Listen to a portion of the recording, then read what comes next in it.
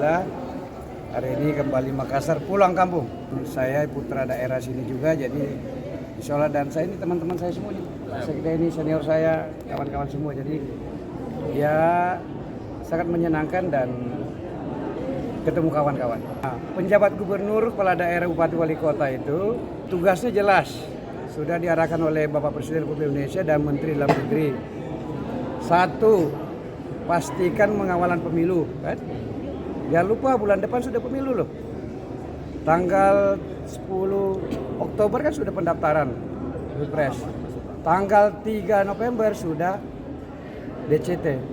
Saya ini kebetulan juga sampai saat ini juga saya masih merangkap juga sebagai dirjen. Saya adalah Dirjen Politik dan Pemerintahan Umum Kementerian Dalam Negeri yang menyusun dan mengawal regulasi tentang pemiluan di Indonesia. Gitu. Jadi saya harus pastikan kesiapan daripada penyelenggara pemilu, baik KPU, Bawaslu, dan instansi terkait yang mendukung sukses pemilu itu harus kita pastikan sudah siap. Siap dari sisi SDM-nya, siap dari sisi alatnya, uangnya, dan seterusnya itu. Kita harus pastikan. Nanti ini saya mau konsolidasi. Makanya hari ini saya sowan kalau bahasa orang Jakarta, matur ke mitra kerja kita dalam hal ini DPRD. Karena pemerintahan daerah itu adalah gubernur dan DPRD. Jadi kita dengan DPRD adalah satu kesatuan. Jadi makanya tiba pertama ini, yang pertama saya kunjungi atau datang adalah silaturahmi dengan pimpinan DPRD Provinsi Sulawesi Selatan. Dan ini yang kita mengurusin daerah. Pemerintahan daerah gitu. Jadi undang-undang pemerintahan daerah begitu. Jadi kekuasaan itu bukan hanya di eksekutif, juga ada di kekuasaan legislatif. Yang kedua, memastikan kesiapan Pilkada serentak 2024. Nah itu tahun ini sudah harus siapkan anggarannya, kan tahapannya sebenarnya mulai tahun ini itu 12 bulan. Kalau di undang-undang yang tersedia, jadi tahun ini harus siapkan anggarannya, tahun ini berapa, tahun depan berapa. Kan ini tahun depan ini pertama kali serentak. Yang ketiga, setiap hari Senin seluruh kepala daerah itu diabsen oleh Menteri Dalam Negeri. Namanya penanganan inflasi. Inflasi itu kalau kawan-kawan masih ingat itu adalah terkaitan ketersediaan sembako zaman dulu. Dulu sembako 9 bahan pokok. Sekarang bukan 9, 21 bahan pokok sekarang. 21 bahan pokok ini harus cukup mencukupi tersedia di masyarakatnya. Nah, ini tantangan sendiri. Sulsel ini kan kita tahu sendiri kan. Daerah wilayah kepulauan, infrastrukturnya juga cukup menantang kira-kira itu. Jangan bilang berat. Cukup menantang ya. Jadi kita mobilisasi arus barang juga antar daerah juga tidak, memang memerlukan tantangan sendiri gitu ya. Tidak semua daerah juga sumber daya alamnya misalnya bisa menghasilkan sayur-sayuran, tomat, cabai, bawang yang memang menjadi hal faktor-faktor atau bahan pokok yang menjadi mempengaruhi tingkat inflasi daerah. Gitu. Jadi Indonesia sekarang pengendalian inflasinya termasuk terbaik dan Sulsel juga termasuk terbaik selama ini, dan bahkan Kabupaten Bulukumba itu nomor 2 di Indonesia.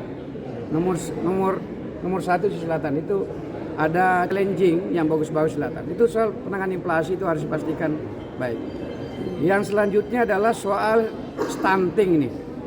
Kan gitu. Stunting ini harus dipastikan anggarannya ada yang kerjakan dan terkendali dan terkelola dengan baik. Makanya kemarin saya bilang Pak Sekda, sahabat saya Pak Sekda, ada aplikasi pengelolaan stunting Indonesia yang bagus namanya Sumedang. Itu diaplikasikan oleh Presiden gitu. Udah kalau bisa kita duplikasi aja itu supaya kita bisa deteksi seluruh penduduk Sulawesi Selatan hari ini siapa sih yang hamilin. Soal stunting kan soal 2 tahun pertama usia bayi, mulai dari bayi hari pertama lahir sampai 2 tahun pertama gitu. Nah sebaiknya menggunakan aplikasi karena mungkin ini 2 tahun setelah itu udah tahunnya kan tidak perlu lagi. Jadi harus menggunakan basis teknologi stunting termasuk gizi. Jangan sampai kita ada daerah kita misalnya ada musuh lapar misalnya kan seperti daerah lain. Kita harus pastikan tidak boleh itu. Kita daerah kaya Sulawesi Selatan. Itu kan kaya raya kita. Yang selanjutnya adalah penanganan soal kemiskinan ekstrim. Itu Wapres selalu absen seluruh Indonesia itu. Ada berapa? Kita cek nanti saya diskusi dengan Pak Sekda dan kawan-kawan gitu. Yang selanjutnya soal ketahanan pangan. Ini jangan lupa ini. Yang kita bicara inflasi, stunting segala macam itu.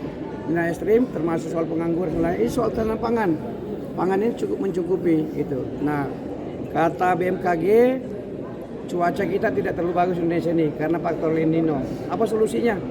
Kalau kekeringan di banyak tempat, air itu cuma 2 sumbernya. dari bawah tanah atau dari atas tanah. Kan kalau dari tanah berarti kan harus ada sumber air, jangan sampai kekeringan masyarakat untuk nanam-nanam. Kalau dari atas tentu dari langit, caranya rekayasa alam. Kalau perlu adakan itu, rekayasa hujan, kan bisa itu hujan direkayasa gitu. Jadi itu aja caranya itu untuk mengatasi kekeringan kalau memang